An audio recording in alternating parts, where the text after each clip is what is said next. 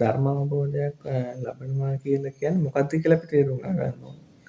මොකක්ද කියලා තේරුම් අරගන්නේ මෙන්න මේ සක්කාය දිට්ඨිය අවබෝධ කරගන්න ඕන. ධර්මය අවබෝධ කරා කියලා අන්න එතන. ඒතකොට මේ සක්කාය දිට්ඨිය කියන්නේ පුද්ගලත්වය. නැත්නම් මේ මමත්වය. මමත්වයේ විදිහට ක්‍රියාත්මක වන්නේ මෙන්න මේ දෘෂ්ටියක් බව. මොකද්ද?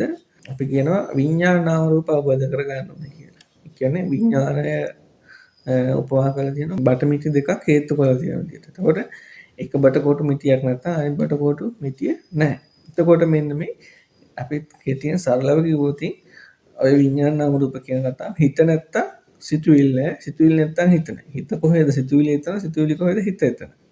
පෙනීම කොහෙද ඇහැ එතන. ඇහිීම කොහෙද කන එතන. නාසය කොහෙද ගඳ එතන. දිව කොහෙද රසය එතන. පහස කොහෙද කය එතන. එහෙනම් අන්නේ විදිහට අරගත්තට පස්සේ මෙන්න මේ සිතුවිල්ල කොහෙද සිත එතන. සිත කොහෙද සිතුවිල්ල එතන. මෙන්න මේ එතකොට පුද්ගලත්වය කියන්නේ මේ ඇහැ කන නාසය දිවක් කයක් මනසක් තියෙන පුද්ගලත්වයක් මං කෙල්ලෙක් කොල්ලෙක් නැත්නම් එස්චාවක් පිරිමියෙක් කියලා අපි හිතාගෙන ඉන්නවා.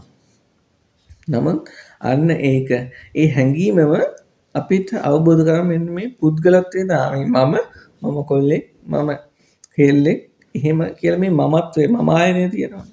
ඔන්න ඔක තමයි අවබෝධ කරගන්න තියෙන්නේ. එතකොට තේරෙනවා මේ මම ආයනය කියන්නේම හිස්පුස් බොල්ලු අසාරු අහර නැත්තම් කියන මේක මහ බොරුවක් කියන.